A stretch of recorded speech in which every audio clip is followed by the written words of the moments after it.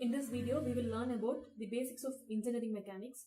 Actually, the engineering mechanics is the branch of science which deals with the mechanics of the rigid body. Here, the rigid body is termed as a object with definite mass and dimension. It is called as a rigid body. The mechanics of the rigid body are classified into two types. First one is statics, next one is dynamics. Statics is defined as the study of a body which is under rest. It is called as a statics. Whereas dynamics deals with the study of a rigid body which is under motion. Whenever an object or a body is under motion, the study of the mechanics is called as a dynamics. Again, the dynamics is categorized into two types. First one is kinematics and next one is kinetics. Here, kinematics deals with the motion of a particle without considering the forces which are acting on the particle or a body. Next, kinetics. Kinetics is the motion of a particle. Here we have to consider the forces which are acting upon the particle and which causes motion to the particle. It is called as the kinetics. The basic difference between the kinematics and kinetics is that kinematics deals with the motion of a particle without considering forces acting on them, whereas kinetics is the motion of a particle by considering the forces acting on it. It is called as the kinetics. Next, then coming to the types of load.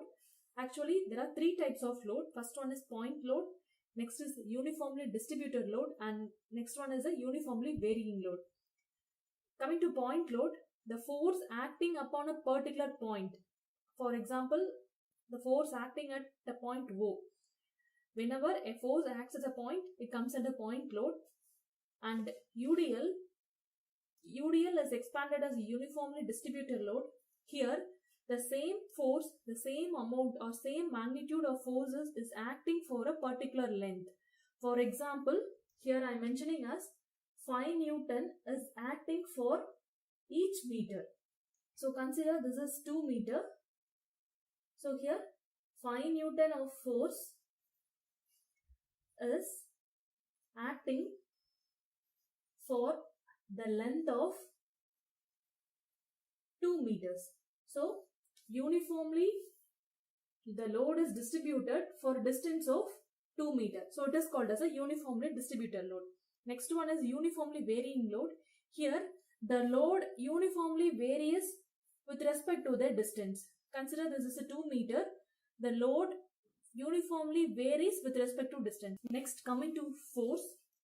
Force is defined as the external agency which changes or tends to change the state of rest or of uniform motion of a body. This is the basic definition of a force. Next, we can define 1 Newton force in terms of mass into acceleration. Actually, force can be defined as the product of mass into acceleration. The unit of force is Newton and the unit for mass is kg and unit for acceleration is meter per second square. Hence, we can define 1 Newton of force is equal to the product of 1 kg of mass into 1 meter per second square. So 1 Newton can be replaced as kg meter per second square. This is the general description of a force. And force have three components. One is magnitude, direction and point of application. Whenever we describe a force, we have to mention these three components. First one is magnitude, next is direction and third is a point of application. Here, consider an object. In this object, the external force of 15 Newton is acting at a point O with an angle of 30 degree to the horizontal. So, in this figure, we can formulate the three components. First one is magnitude. The magnitude of the force acting on a system is 15 Newton. So, magnitude is 15 and direction. It is acting vertically with an angle of 30 degree to the horizontal. So this is the direction in which the force is acting. And point of application is the force is acting at a point O on the object. So whenever we are trying to describe a force system, you have to mention these three components. So I am writing as 15 Newton acting at an angle of 30 degree to the horizontal at a point O. So whenever we are writing a force system, we have to mention in this format. This is a magnitude, this is an angle at which the force is acting with respect to the horizontal, and this is a point where the force is acting. So this is a general description of a force. Next, coming to the classification of the force system, The force system can be generally classified into coplanar, non-coplanar, parallel. In the parallel category, there are two like and unlike parallel forces, concurrent and non-concurrent. I will explain all these three terms with an example. Consider a system. So this is a system. Actually, what is meant by a coplanar is if the line of action of all the forces in the system lies on the same plane. Here, this is a plane 1. So, this is force F1, F2, F3. See, the line of action of these three forces are acting on a same plane. These are called here, I am writing as F1, F2 and F3. All the line of action lies in the plane, lies in same plane. This is called as a coplanar forces. Here, then what is meant by non-coplanar? Non-coplanar force system, if the line of action of all the forces in the system does not lie on the same plane, it is called as a non-coplanar system. Consider an example. This is an object or this is a rigid body. Here F1, F2 and F3 are the forces acting on the system.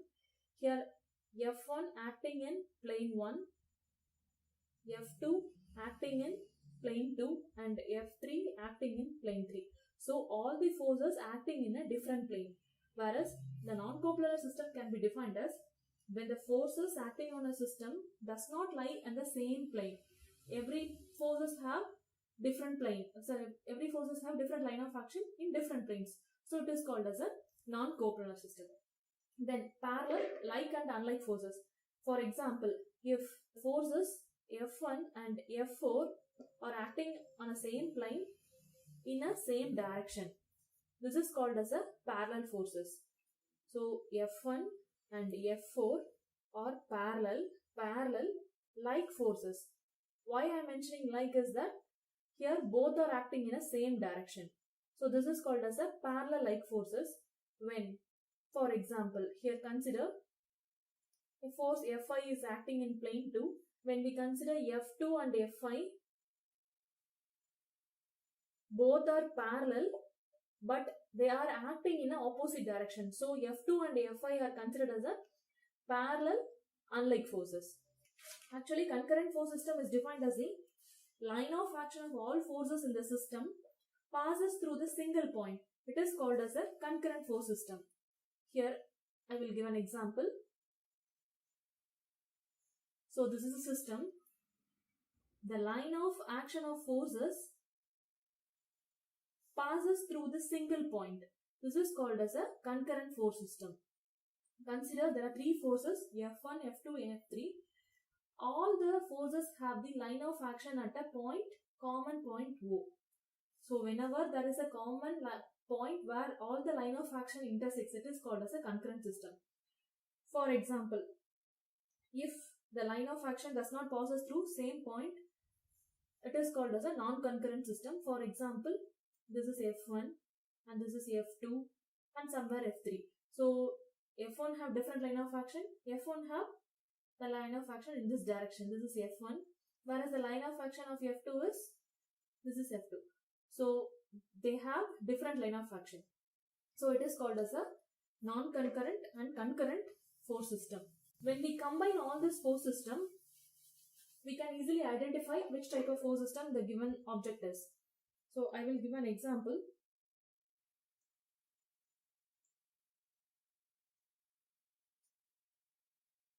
So consider this is a force system.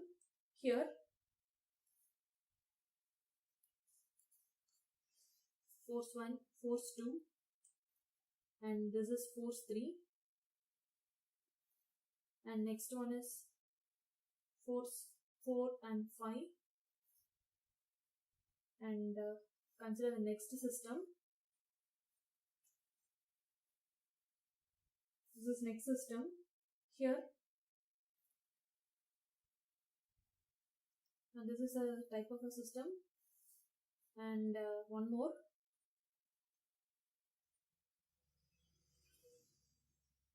So this is other system. Here the forces are acting here and here. So we can easily identify the system is F1, F2 and F3 are parallel unlike forces since they are acting parallel with opposite direction. So this is called as a parallel unlike forces, where F4 and F5 are parallel like forces.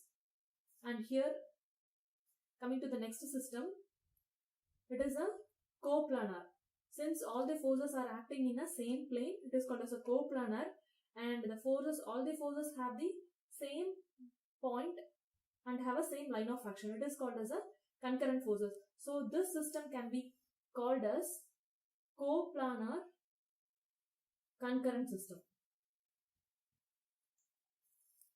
So what is the coplanar? The coplanar system consists of the forces which are acting in a same plane. Here the forces are acting in a same plane, and for concurrent they have a same point at a line of action. So this system is called as a coplanar concurrent system. Consider this: the three forces are acting on the system but in a different planes. The forces are acting in a different planes but have the same line of action. So this system is called as a non-coplanar concurrent system. Next, I will give one more example for this.